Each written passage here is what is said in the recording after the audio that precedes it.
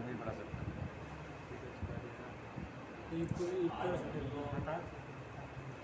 یہاں جو بیٹھے ہیں امام حسین کے نام پر بیٹھے کے نام پر یہ محفل یعنی انتظام کرنے کا خیال آیا تھا. نیت تھی کہ داستان کربلا ہم لوگ سنیں گے. محرم کی 10ویں تاریخ کی کہانی کربلا میں ہوئی وہ ہم لوگ سماعت کریں گے. اسی غرض اور نیت سے ہم لوگ یہاں اکٹھا ہوئے ہیں. ایک اور بات ہے کہ رسم سازگار نہ رہنے کی وجہ سے کے اندر پروگرام اس وقت ہو رہا ہے.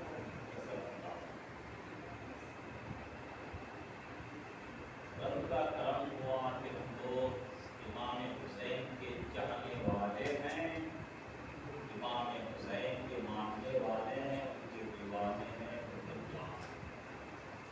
امام حسین سے لوگ محبت کرتے ہیں. اس سے پیشتر حضرت علامہ منصور صاحب کا عمدہ کتاب ہم لوگ سماعت کرتے ہیں. یہ چاہ رہی تھی کہ آپ حرف آخر بیان کرتے رہیں. تو میں بھی سوچ کے آیا تھا کہ امام حسین کی شہادت کے بعد میں بیان کروں, لیکن میرا کام اپنی کو کر گیا. اللہ تبارک و تعالی قرآن پاک میں ارشاد فرماتا ہے لا اسألکم علیہ اجرا الا المودۃ فی القربى. آج ہم لوگ امام حسین کی محبت میں بیٹھے ہیں. یہ محبت کا مطالبہ اللہ تبارک و تعالی نے قرآن میں ذکر کیا اور مطالبہ کرنے کا حکم.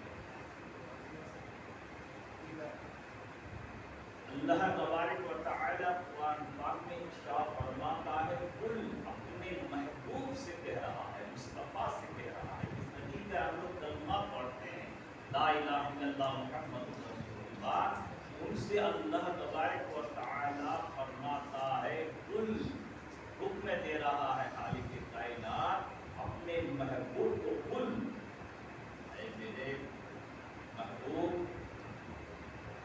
قل فرما دیجیے, اعلان کر دیجیے, آپ اپنی امتیوں سے کہہ دیجیے, قل کہہ دیجیے لا اسألکم, یعنی اللہ تبارک و تعالی اپنے محبوب سے کہلوا رہا ہے, کہہ دیجیے کہ میں نے اے مصطفیٰ کہہ دیجیے اپنے بارے میں کہ میں نے اپنی زندگی بھر میں نے جو بھی کار ہدایت انجام دیا ہے, ہدایت کی روشنی پیش کی ہے, فریضہ دعوت و تبلیغ کا کام انجام دیا ہے, میں نے جو کچھ بھی خدمات کی ہے, لا اسألکم, میں اس کا بدلہ ان لوگوں سے نہیں چاہتا, صلہ نہیں چاہتا, اجر نہیں چاہتا, معاوضہ نہیں چاہتا, الا المودۃ فی القربى, صرف میری اہل بیت کی محبت کے سوا.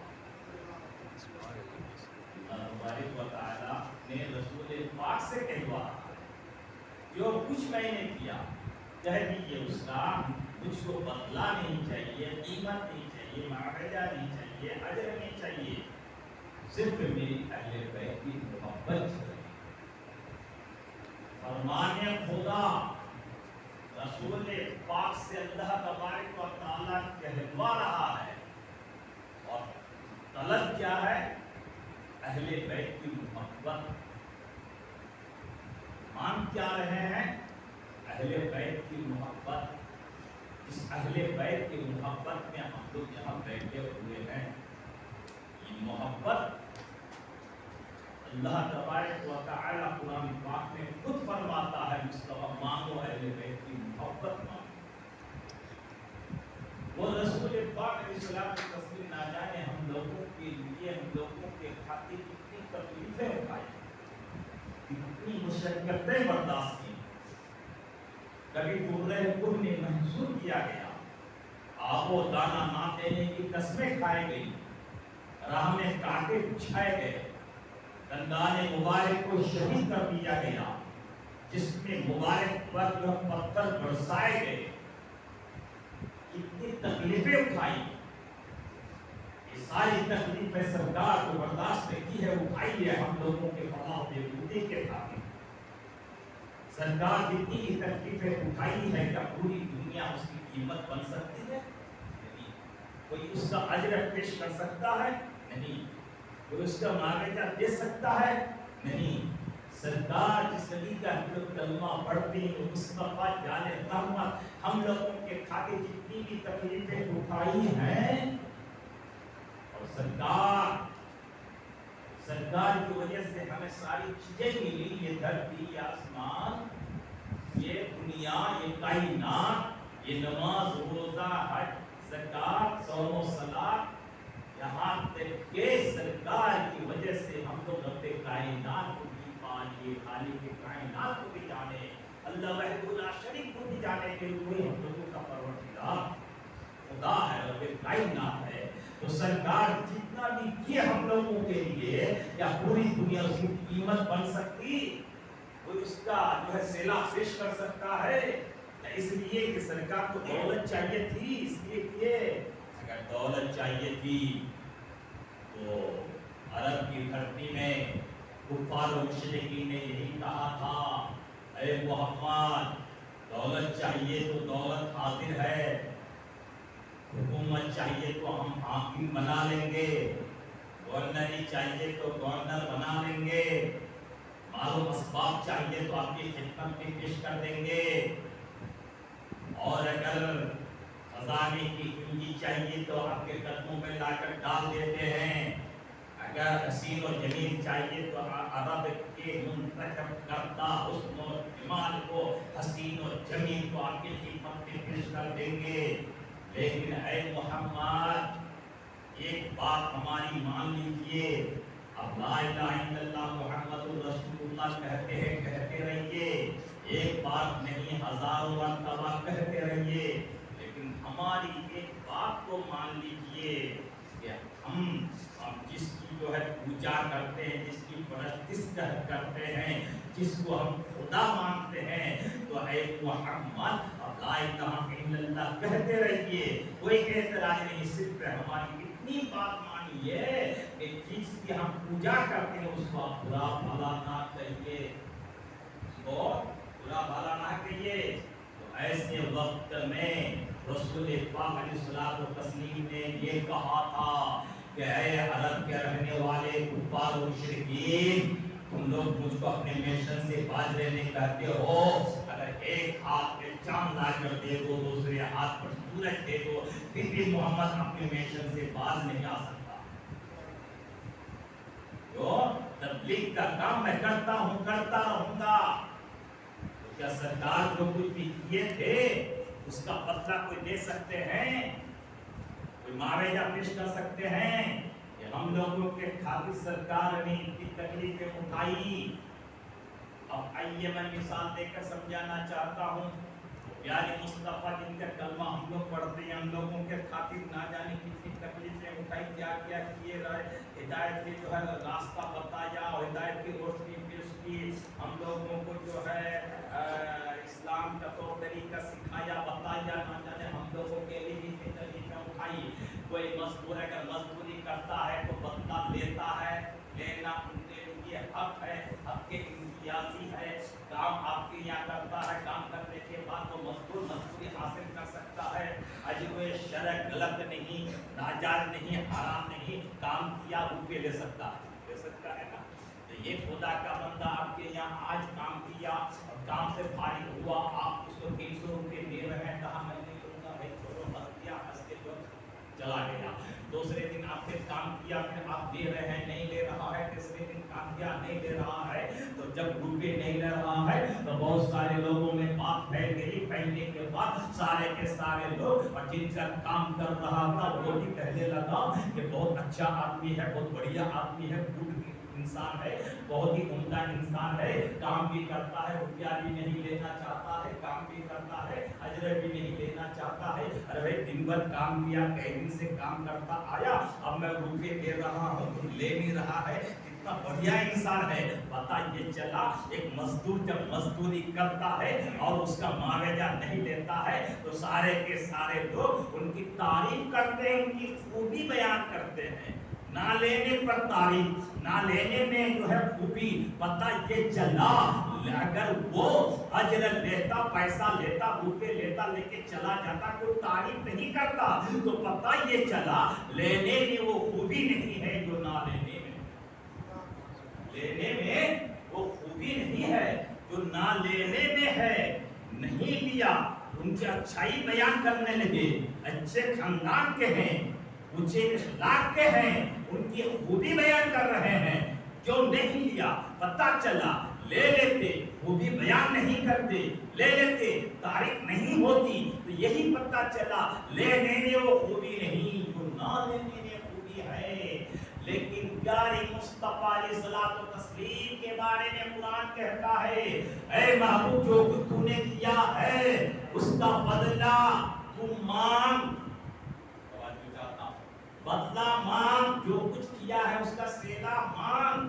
हजरत आदम अलैहिस्सलातु तस्लीम से लेकर हजरत ईसा अल्लाह के अंबिया किराम, कुरान करीम की एक आयत करीमा है, हुफ्फाज़ किराम जानते होंगे हाफिज़ लोग। इसी तरह आयत करीमा है कुल्ला अस्अलकुम अलैहि अजरन अजरा। इसी तरह आयत करीमा है कि उस आयत करीमा का मतलब ये कि तमाम अंबिया किराम ने अपनी उम्मतियों से ये कहा कि ऐ मेरी उम्मतियों, जो कुछ मैंने तुम लोगों के लिए किया है उसका बदला नहीं चाहिए। चाहिए तो मैं अपने परवरदिगार आलम से लूंगा, अपने रब से लूंगा, तुमसे नहीं चाहिए। लेकिन मुस्तफा से कुरान कहता है, मुस्तफा से रब्बे कायनात कहता है, और नबियों की बात अलग है। अरे मेरे मुस्तफा तू अपने किए हैं का बदला मांग। लेकिन यहाँ तो पता ये चला मांगने में वो खूबी नहीं जो ना मांगने में खूबी है। और सरकार खुल के अजीम पर फायद है, सरकार नबियों के नबी है, रसूलों के रसूल है, और अंबिया किराम किए हैं का बदला ना मांगे तो खूबी तो वहाँ पाई जा रही है। लेकिन वो रसूल पाक जिस नबी के कलमा पढ़ते हैं वो किए हैं का बदला कुरान कहता है मांग, तो यहाँ खूबी कैसे पाई जाएगी? तो मेरे दोस्तों बुजुर्गों, एक मजदूर आपके मजदूरी कर रहा था, आपने उसको 500 रुपये दिया, 500 रुपये का फायदा उस मजदूर ही को पहुंच रहा है, 500 रुपये का फायदा मजदूर के साथ ही को जो है फायदा पहुंच रहा है, उन्हीं को जो है फायदा हासिल हो रहा है। लेकिन कुर्बान जाइए हज़रत मुस्तफा पर, कुर्बान जाइए सरकार की जात पर। सरकार जो कुछ भी किए हैं, बदला जो मांगते हैं, एवज जो मांगते हैं, अजर जो मांगते हैं, जिनसे मांगते हैं, सरकार को कोई फायदा पहुंचने वाला नहीं, कोई फायदा मिलने वाला नहीं, बल्कि जो अजर दे रहा है उन्हीं को फायदा मिल रहा है, जो सेवा दे रहा है उन्हीं को फायदा मिल रहा है, जो मुआवजा पेश कर रहा है उन्हीं को फायदा मिल रहा है। वो फायदा ये हो रहा है कि रब कहता है तू अपने किए का बदला मांग, तुझको फायदा नहीं तो तेरी उम्मती को फायदा, तुझको फायदा नहीं तो तेरे अहले बैत से जो मोहब्बत करेगा उनको फायदा मिलेगा। तो बदला मांगा गया कि मेरी अहले बैत से मोहब्बत मांगा सरकार ने, तो सरकार जब मोहब्बत मांगा तो सरकार ने कह भी दिया माता मोमिना, ऐ लोगों मैं किए का बदला इसलिए मांग रहा हूँ, अगर तुम हसनैन करीमैन अहले बैत से मोहब्बत करोगे और मोहब्बत कर मरोगे तो मोमिन मरोगे। बदला दोगे तो सिला तुमको मिलेगा, बदला दोगे तो उसका फायदा तुमको मिलेगा। ये कुरान करीम ने कहा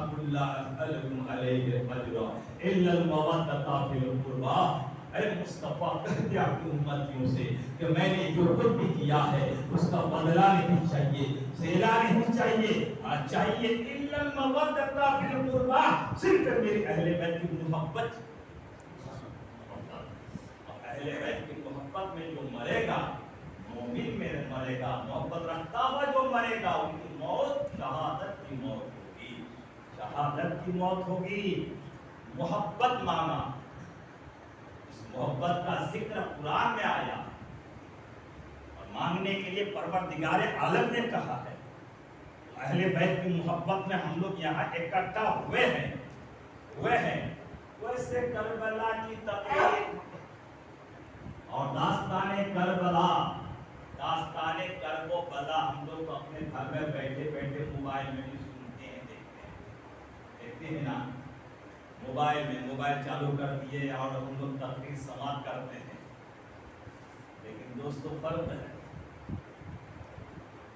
پورے داستان کرب و بلا کو ہم گھر بیٹھے بیٹھے موبائل میں دیکھیں گے، دیکھنا اور ہے، عشق اور ہے، موبائل میں دیکھنا اور ہے، محبت اور ہے، موبائل میں دیکھنا اور ہے، کشش اور ہے،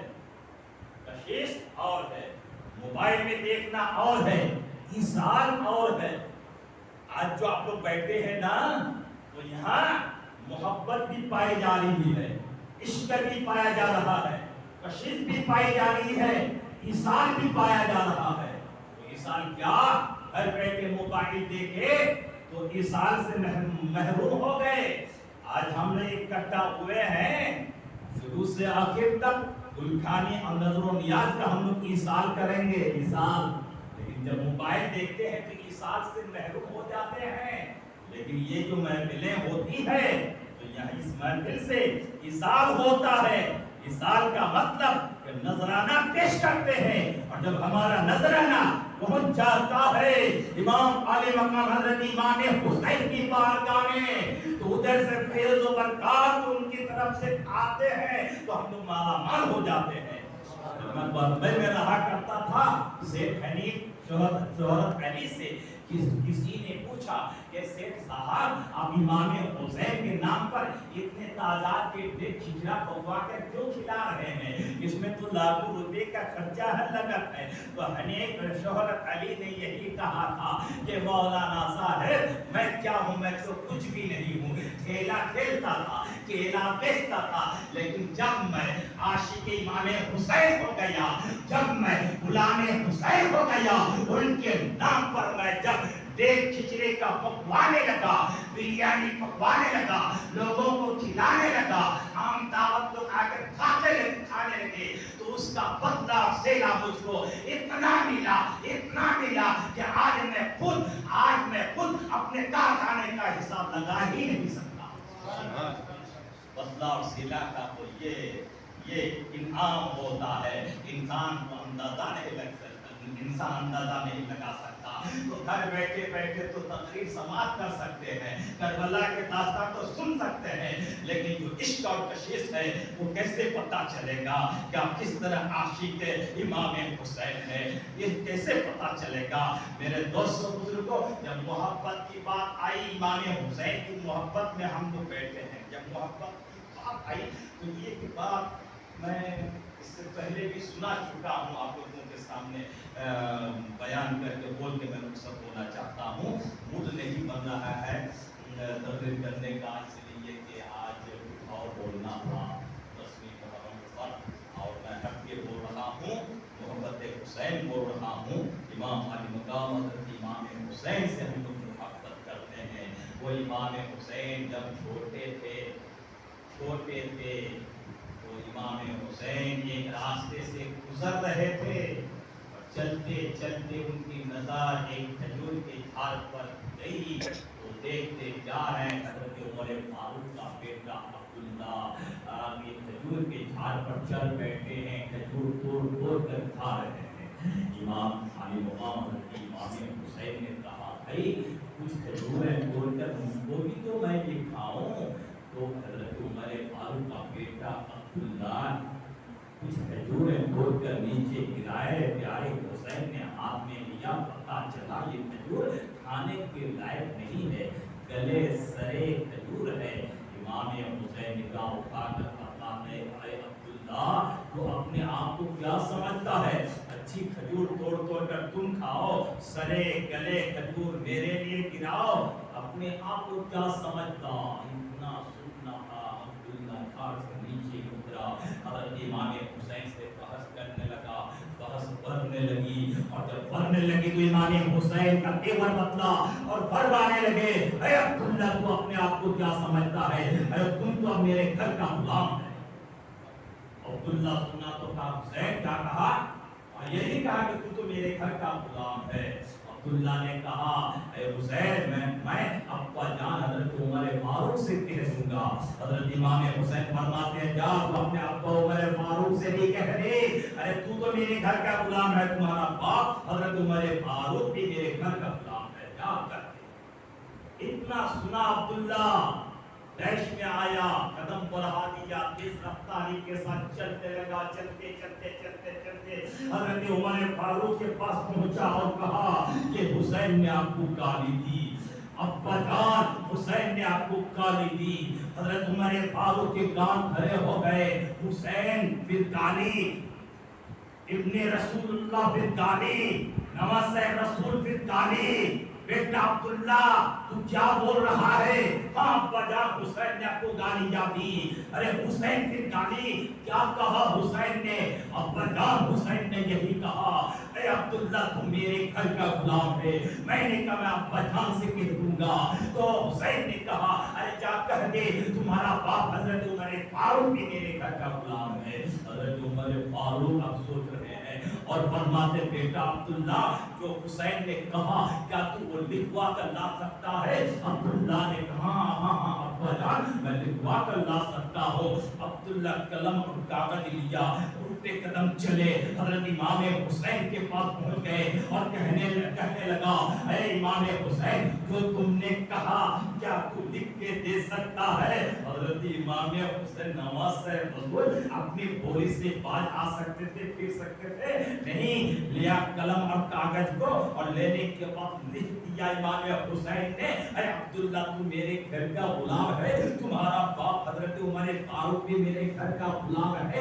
حضرت امام حسین نے لکھ دیا، عبداللہ اپنے ہاتھ میں کاغذ کو لیا اور کاغذ کو ہاتھ میں لے کر گھما کر قدم بڑھا دیا، حضرت عمر فاروق کے پاس چلنے لگا، تیز رفتاری کے ساتھ چلنے لگا، حضرت عمر فاروق کے پاس پہنچ گئے اور کہا ابا جان حسین نے لکھ دیا ہے، لیکن چلتے چلتے عبداللہ من من سوچ رہا ہے، دلے دل سوچ رہا ہے اب ہمیں انصاف مل جائے گا، اب حسین کی خیریت نہیں، ابا جان انہیں نہیں چھوڑیں گے، ابا جان انہیں نہیں بخشیں گے۔ حضرت عمر فاروق وقت کے امیر المومنین ہے، وقت کی جو وہ حاکم ہے، ابا جان انہیں نہیں چھوڑیں گے۔ روب و دبدبا کا وہ عالم ہے کہ کوئی راستے سے اگر آ رہا ہے، حضرت عمر فاروق بھی گزر رہے ہیں، آنے والا حضرت عمر فاروق کو اگر دیکھ لیتے تھے راستہ تبدیل کر دیتا تھا۔ روب و دبدبا کا وہ عالم ہے، حضرت عمر فاروق کا زمانہ ہے، امیر المومنین ہے، روب و دبدبا کا وہ عالم ہے۔ ایک ہی میدان میں شیر اور بکریاں رہا کرتے تھے، کوئی شیر اگر بکری کو کھا لے عدل فاروق میں پہنچ جائے گا، انسان اور سانپ ایک جگہ رہا کرتا تھا، کوئی سانپ اگر انسان کو ڈس لے تو انسان فاروق اعظم کی چوکھٹ میں پہنچ جائے گا۔ روب و دبدبا کا وہ عالم تھا۔ اور عبداللہ مانا من سوچ رہا ہے، دل سوچ رہا ہے اب ہمیں انصاف مل جائے گا، حسین کی خیریت نہیں، امام حسین کے ہاتھ کی لکھی ہوئی تحریر کو حضرت عمر فاروق کے ہاتھ میں بیٹا عبداللہ نے تھما دیا، تو حضرت عمر فاروق نے اس کاغذ کے ٹکڑے کو اپنے آنکھوں میں بسایا، لوگوں سے چما سر کے اوپر رکھا اور کہا بیٹا عبداللہ سن لے اچھی طرح اس بات کو کہ اب تک جنت جانے کے لیے کوئی ڈگری نہیں تھی، جنت جانے کے لیے کوئی ثبوت نہیں تھی، جنت جانے کے لیے کوئی سند نہیں تھی، اب حسین نے ہمیں اپنی غلامی میں قبول کر لیا ہے، اب جنت جانے سے کوئی روک نہیں سکتا۔ پتہ یہ چلا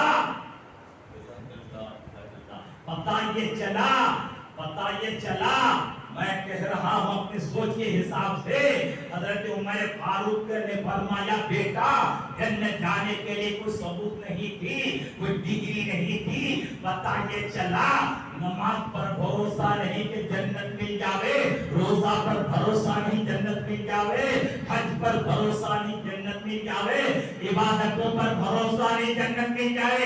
عبادت کرنا ہم لوگوں کا کام ہے، قبول کرنا نہ کرنا رب کائنات کا کام ہے، چاہے رب قبول کرے چاہے تو نہ کرے۔ لیکن عمر فاروق فرماتے ہیں بیٹا اب حسین نے ہمیں اپنے غلامی میں لکھ کر داخل کر لیا ہے، کوئی بھی جنت جانے سے روک نہیں سکتا۔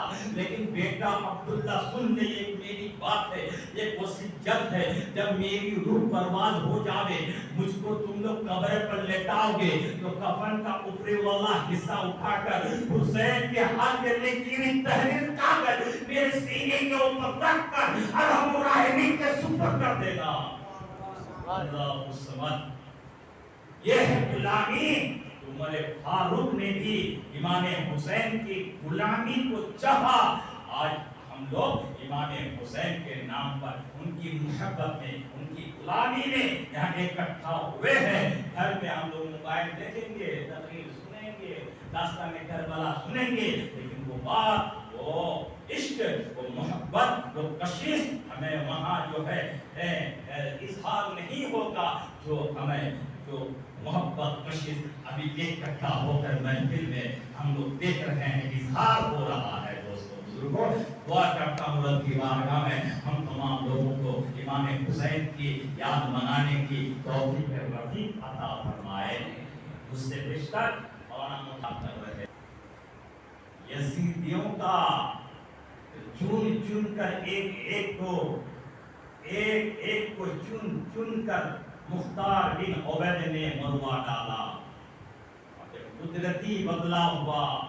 حضرت امام علی مقام امام حسین کے امامہ کو، امام حسین کی شہادت کے بعد ان کے سر سے امامہ کو نکال کر وہ بدبخت جس نے اپنے سر کے اوپر لگا کر ناچ رہا تھا، حال یہ ہوا بہت خوبصورت نوجوان تھا، بہت خوبصورت، دن بدن ان کا چہرہ کالا ہونے لگا۔ لوگ پوچھے بھئی معاملہ کیا ہے، اس قدر تمہارا چہرہ خراب ہو چکا کہ دیکھنے کی طبیعت نہیں چاہتی ہے۔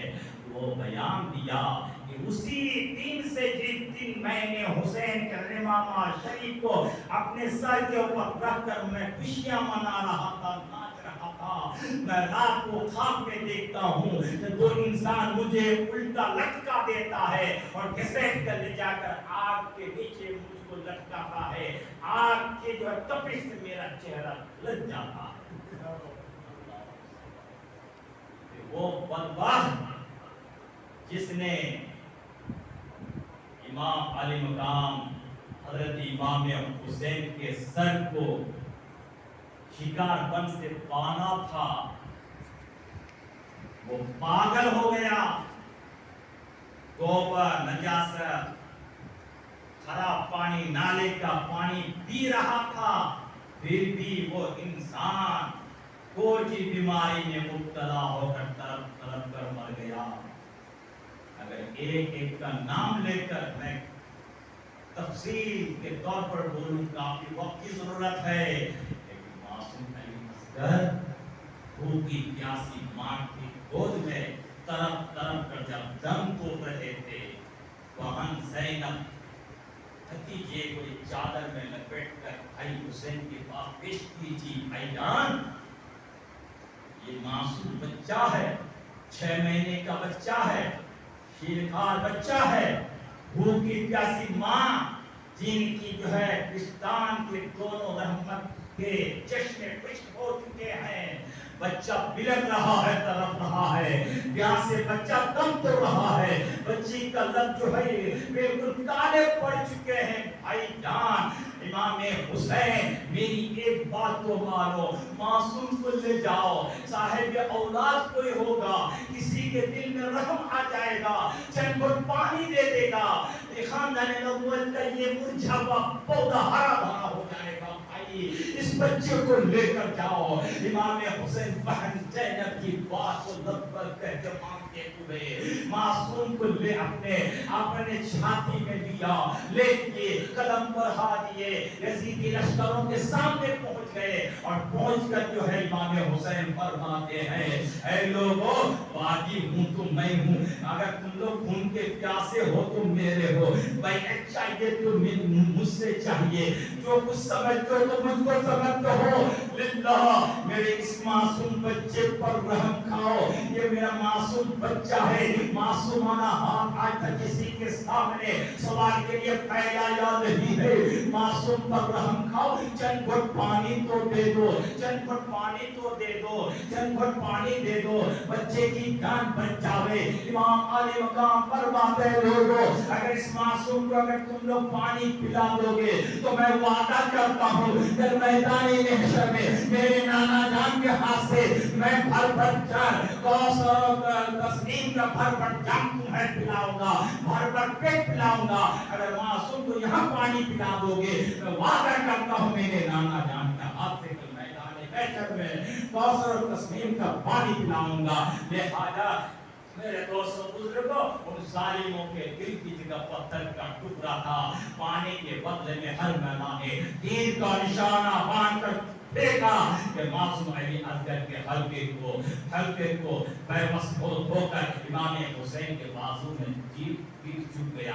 میرے دوستوں بزرگوں، وہ حرملہ جو معصوم علی اصغر کے حلقے میں تیر چلایا تھا، وہ حرملہ کا نتیجہ یہ ہوا کہ ان کا آگے حصہ آگ کی طرح جل رہا تھا، پیچھے والا حصہ جو ہے برف کے جیسا ٹھنڈا ہوتا رہتا تھا، اور پیاس اتنی لگتی تھی، کتنوں پانی پیتا تھا پھر بھی پیاس بجھتی نہیں تھی، سینے کی طرف جو ہے پانی کا چھڑکاؤ کرتا تھا کیونکہ آگ کی طرح جلتا تھا، اور پیچھے جو ہے پیٹ کی طرف برف کے جیسے ٹھنڈا رہتا تھا، تو پیچھے جو ہے وہ لوگ جو ہے پیچھے جو ہے آگ کا سکاؤ کرتا تھا اور آگے پانی کا چھڑکاؤ کرتا تھا، اور پیاس پیاس بولتا رہتا تھا، کتنوں پانی پیتا تھا پھر بھی پیاس نہیں بجھتی تھی۔ تو میرے دوستوں بزرگوں،